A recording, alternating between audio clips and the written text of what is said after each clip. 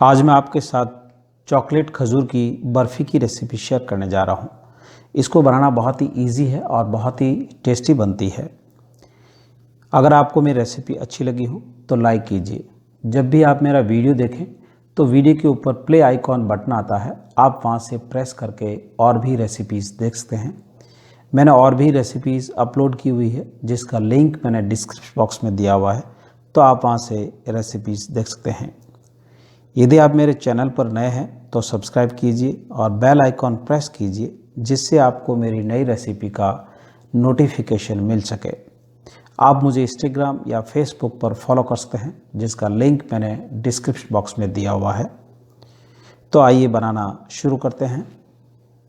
Hello and welcome to my channel taste of home food with chef Amar में आपका बहुत बहुत स्वागत है। पैन में 2 चम्मच घी ऐड करेंगे। घी को एक बार अच्छी तरह से गर्म होने देंगे। 1 कप ड्राई फ्रूट्स लिए हैं और घी भी अच्छी तरह से गर्म हो गया है। गैस फ्लेम को लो कर देंगे। सारे ड्राई फ्रूट्स को घी में धीमी आंच पे रोस्ट कर लेंगे। ड्राई फ्रूट जो आपको पसंद है आप उस हिसाब से एडजस्ट कर लीजिए। अगर आपको कम पसंद है तो आप कम क्वांटिटी भी ले सकते हैं। जैसे हल्के से गोल्डन ब्राउन कलर में होने शुरू हो जाए उस वक्त इनको निकाल लेना है। तो ये हल्के से गोल्डन ब्राउन कलर में हो गए हैं। अब एक प्लेट में निकाल देंगे और ठंडा होने के लिए रख देंगे। जैसे जैसे ये ठंडे होंगे इसमें थोड़ा सा और कलर आएगा, क्योंकि ड्राई फ्रूट अभी भी थोड़े से गर्म है। कटोरी में थोड़े से ड्राई फ्रूट्स निकाल दिए हैं, जिसको फाइनली चॉप करके गार्निश में इस्तेमाल करेंगे। बाकी जो प्लेट में ड्राई फ्रूट जब तक अच्छी तरह से ठंडे नहीं हो जाते हैं तब तक हम दूसरे प्रोसेस की तैयारी करेंगे। 400 ग्राम खजूर लिए हैं और खजूर के जो बीज है वो निकाल दिए। मार्केट के अंदर बीज निकाले हुए खजूर भी आते हैं, आप उनका भी इस्तेमाल कर सकते हैं। 1 कप दूध ऐड करेंगे, उसके बाद पीस कर पेस्ट बना लेंगे। अगर खुले खजूर है तो आप उसको नॉर्मल पानी में अच्छी तरह से धो लीजिए, उसके बाद इस्तेमाल कीजिए। अगर इसमें थोड़ी बहुत डस्ट है तो वो निकल जाएगी। खजूर को थोड़ा सा पीस लिया है, लेकिन अभी थोड़ा स्टिकी है, तो इसमें ज़रूरत के हिसाब से थोड़ा और दूध ऐड करेंगे। उसके बाद पीस कर पेस्ट बना लेंगे। दूध एक साथ नहीं डालना है, थोड़ा थोड़ा करके डालना है, जिससे ज़्यादा लिक्विड ही नहीं हो। तो ये बिल्कुल बैटर परफेक्ट है। अब इसको दूसरे बाउल में ट्रांसफ़र कर लेंगे।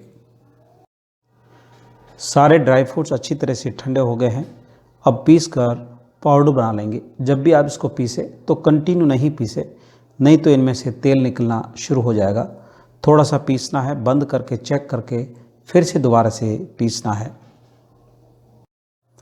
जिस पैन में हमने ड्राई फ्रूट्स को फ्राई किया था उसी पैन में आप खजूर के पेस्ट को ऐड करेंगे। Medium to low gas flame पे अच्छी तरह से पकने देंगे। कंटिन्यू स्टर करते रहेंगे, जिससे एक जैसा पके और नीचे लगे नहीं। अगर घी की ज़रूरत पड़ी तो बाद में और ऐड कर लेंगे। थोड़े बहुत खजूर के जो छिलके दिख रहे हैं जैसे जैसे पकेंगे वो भी अच्छी तरह से मैश हो जाएंगे।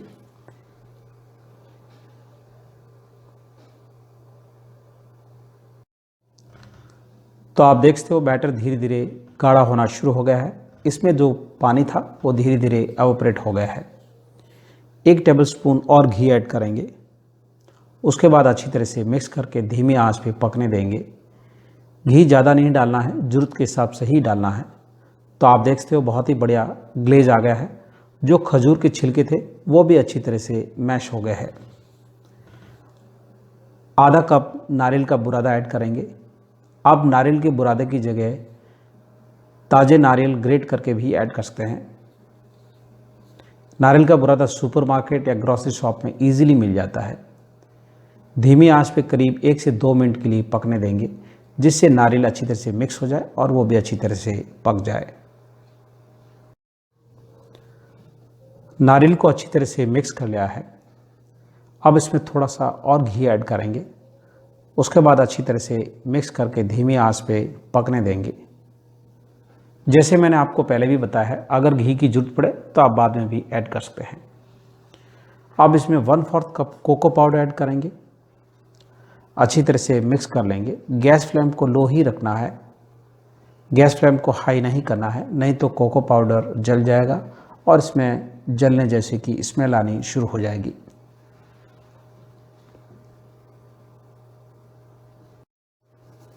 कोको पाउडर को अच्छी तरह से मिक्स कर लिया है। अब इसमें जो ड्राई फ्रूट्स फ्राई करके पाउडर बनाया था उसको ऐड करेंगे, अच्छी तरह से मिक्स कर लेंगे। मिक्स करते समय गैस फ्लेम को लो ही रखना है। तो सारे ड्राई फ्रूट्स के पाउडर को अच्छी तरह से मिक्स कर लिया है। अब इसमें 1 टीस्पून रोज़ वाटर ऐड करेंगे, जिससे इसमें अच्छी खुशबू आए। आप रोज़ वाटर की जगह इलायची पाउडर का भी इस्तेमाल कर सकते हैं। इनमें से जो इजी है, जो अवेलेबल है, उसको आप ऐड कर सकते हैं। तो अब अच्छी तरह से मिक्स कर लिया है, गैस को स्विच ऑफ कर देंगे। बर्फ़ी को जमाने के लिए एक ट्रे ली है और उसी साइज़ का एक बटर पेपर काट लिया है। अब इस पर थोड़े ब्रश से ग्रीस कर लेंगे, जिससे इसको निकालने में आसानी हो और ट्रे के अंदर चिपके नहीं। आप इसको जमाने के लिए ट्रे का इस्तेमाल कर लीजिए या प्लेट का इस्तेमाल कर लीजिए। अब इसमें बर्फ़ी को ऐड करके अच्छी तरह से स्प्रेड कर लेंगे। इसको थोड़ा सा वार्म ही स्प्रेड करना है, जिससे आसानी से ये स्प्रेड हो जाए। स्पैचुला या चम्मच आप किसी से भी इसको समतल कर लीजिए।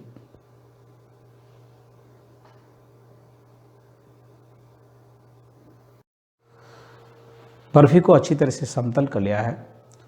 उसके बाद इसमें जो हमने ड्राई फ्रूट्स रखे थे उसको छोटे साइज़ में चॉप कर लिया है। बर्फ़ी के ऊपर अच्छी तरह से स्प्रिंकल कर लेंगे। स्प्रिंकल करने के बाद स्पैचुला, चम्मच या कटोरी से सारे ड्राई फ्रूट्स को अच्छी तरह से प्रेस कर लेंगे, जिससे ये बर्फ़ी के अंदर अच्छी तरह से सेट हो जाए। तो सारे ड्राई फ्रूट अच्छी तरह से सेट हो गए हैं। अब इस बर्फ़ी को 1 घंटे के लिए रूम टेम्परेचर पे ठंडा होने के लिए रख देंगे। रूम टेम्परेचर पे ठंडा करने के बाद क्लीन फिल्म से कवर करके फ्रीज में 2 घंटे के लिए जमने के लिए रख दी थी। तो 2 घंटे के बाद बर्फ़ी अच्छी तरह से जम गई है। अब इसकी क्लीन फिल्म हटाकर ट्रे से बाहर निकाल देंगे।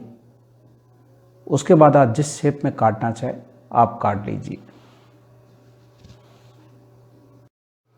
चॉकलेट खजूर की बर्फ़ी बनकर तैयार है।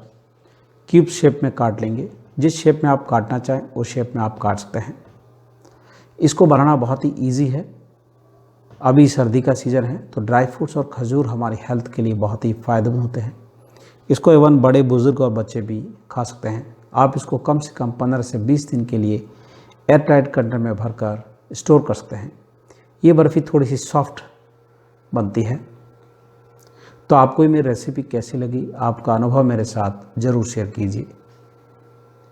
आप देख सकते हो बहुत ही बढ़िया टेक्सचर आया है। तो मेरा वीडियो देखने के लिए धन्यवाद। फिर मिलते हैं नेक्स्ट रेसिपी के साथ।